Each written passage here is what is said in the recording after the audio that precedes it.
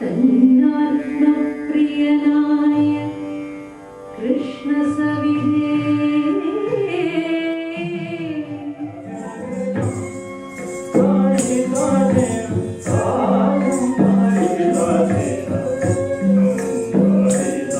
Indian dance came to the valley with me, probably. I moved in the valley in 1982, and prior to that, I don't think they might have had somebody come and go, but there wasn't a sustained, consistent form. So I formed my dance company, and we auditioned to be on the Massachusetts State Cultural roster. So we had to go through a test.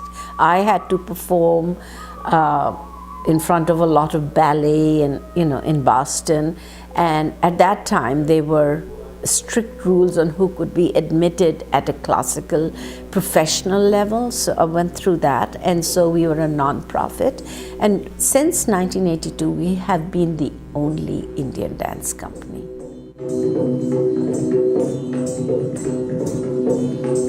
It's a Sanskrit word. It's the word for Lord Shiva. So Nata means dancer. That's the old word. Nata was a storyteller and a dancer. That's the original word for a dancer. So storyteller, theater artist, dancer, all merged into one word, Nata. Raja just means king or lord. So the epithet for Shiva is Nataraja, because he created the whole concept of this storytelling, dance, theater, movement aspect. So when I decided on a name for my company, I wanted to link it to the original idea of who created dance. So instead of saying Ranjana and the Nataraj dancers, we are now just the Nataraj dancers. One of my teachers said to me, teach dance, not only perform it. And it just struck me that if I taught, I learned so much myself. And because putting the dance into somebody else's body is extraordinarily a learning experience. It's not everybody can do that, because you have to focus out of your own self to teach it to somebody else. This is my first time ever taking a dance course of any kind. When I was growing up, I was exposed to Indian dance because it's a really big part of my culture and the South Asian culture in general. The one interesting thing I will say is that because I'm a Muslim, I don't have any background in dance at all. Like I've watched it my entire life, but I never learned it and I never really experienced it. And the reason for that, and that's one of the biggest divides between Hindus and Muslims in the South Asian subcontinent, dancing and singing is a really big part of Hindu culture. So lots of people, lots of Hindus from a young age, like they are exposed to it and they practice it and they learn it. Whereas in Muslim culture, dancing and singing was, in talking the olden times, and even now by some very conservative families, is still believed to be something that only courtesans do, courtesans or prostitutes. So that's why it's a huge part of the culture, but lots of Muslim families, especially conservative Muslim families, will take no part in it. So my family is pretty moderate in that sense, so I never had any exposure, and that's why the experience for me being in an Indian classical dance class is so different. Because I watched it my entire life, but I never did anything. I never actually experienced it.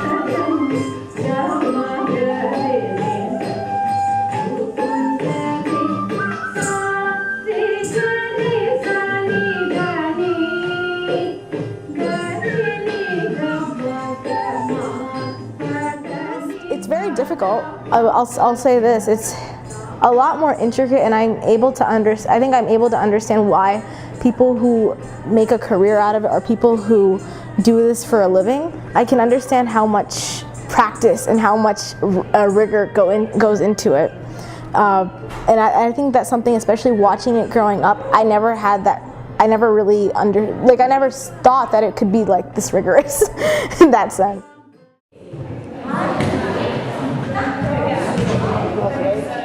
I did dance when I was really little and then kind of stopped until I got to high school. And then I took dance for my PE requirement because I hate sports.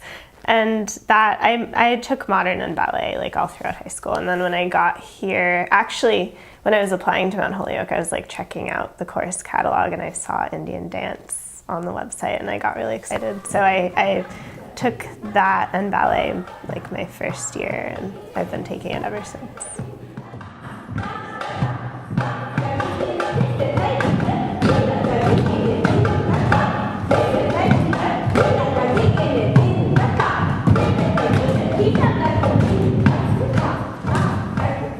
When I was a kid, I had this children's book called, what was it called? It was called like Parvati's Fire or something like that.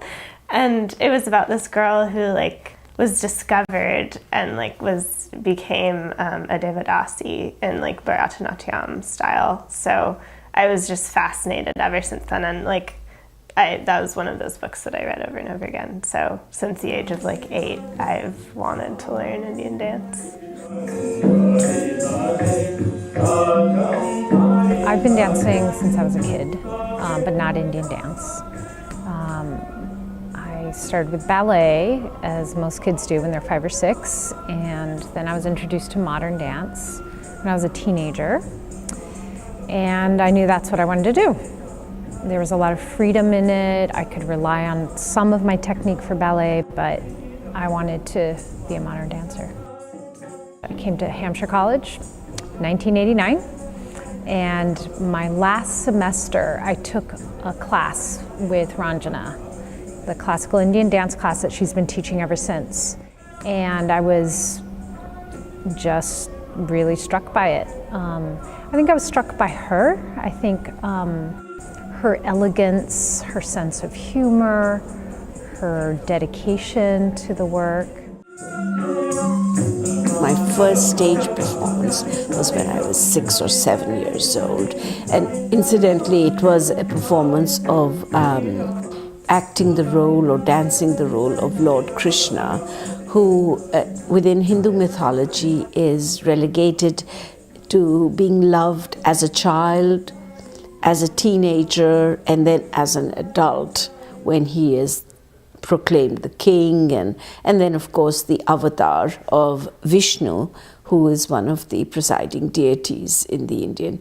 So I think there's a special relationship for Indian community members to see a young Krishna, because I remember when I finished dancing, people picked me up and put them on their shoulders, and other people fell on my feet because they felt, the general thing was that they felt the image of Krishna coming through my movement. Yeah, so those were some of my earliest memories of dancing on stage.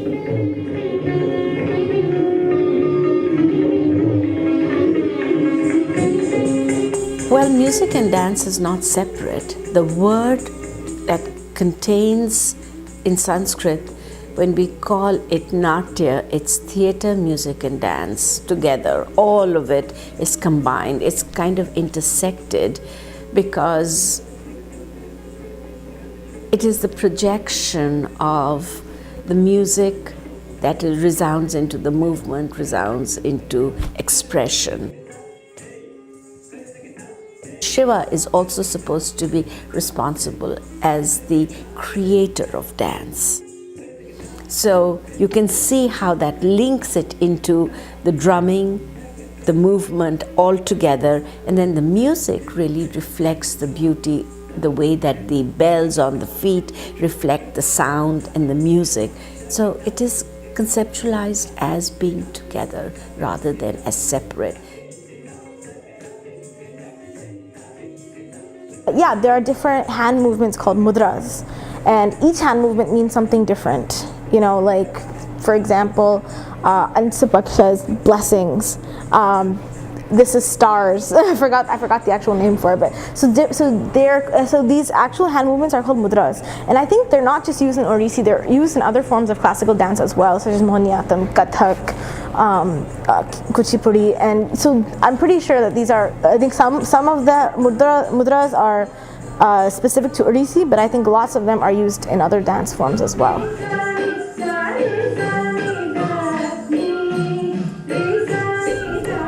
The use of the focus. There's something in Indian dance where, like, whatever you do, your eyes are tracking what you're doing. And in a way, you're telling the audience where you want their focus to be by where your eyes are. We start a class and we start a performance by asking the Earth Mother for her blessing and blessing ourselves and acknowledging the tradition and acknowledging the teachers and acknowledging spirit. And then we begin the dance. So now the sari is like a pants, still made out of fabric, sari fabric, but it's cut in a way that it has separate sections. So there are 5 sections. There's a blouse, there's a front piece to cover modestly the breasts, then there is a hip piece to make the hips stand out, and then the pants with a little fan in Odissi or in the Bharatanatyam style.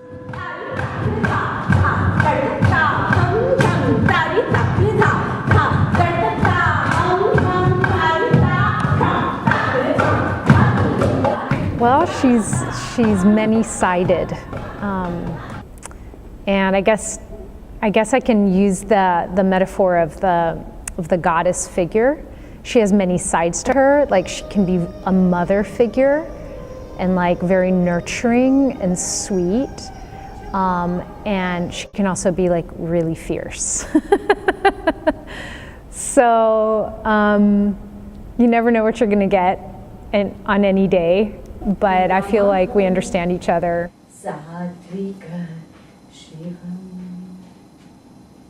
Let's repeat that once again.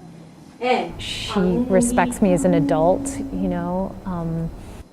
I think she has a slightly different persona when she's teaching kids, you know, because part of the teaching style is to, you know, push young students to really take it seriously. So she can be a little tough. But she's not really that way with me. I mean, which doesn't mean she doesn't ask a lot of me, but yeah. I mean, you've seen her. She's a character. She's so wonderful. She's like a really soulful, totally brilliant woman. I mean, her approach to dance is really like scholarly and really like seated in the tradition, I think, which is really important to her. And she, you know, she's not just a dancer, but she's a scholar, and she is familiar with the religious aspects of it. So it's this sacred thing for her. And I mean, also she's just a wonderful, warm, loving person and fiery. She's strict, you know, like if you mess up, she'll be like, "Girl, what are you doing?" Like on Tuesday in class, I messed something up and she's like standing right in front of me, which is why I messed up. And I started laughing because she was like making this face and she's like, "It won't be funny on the day." And I was like, "I know." So she's a little scary, but you know, she loves her students. She's great. She's very like informative, and she really helps us kind of get the steps down. She's not the type that if you don't know it, okay, we'll move on, you'll get it eventually. She will stop and she will help you, you know, until you get it right. I do have a lot of problems and a lot of trouble. I'm probably in lots of senses, I am the most behind in the steps because it takes me a lot longer to learn. But she's been so helpful and she's been very kind, I think, you know, in this entire experience.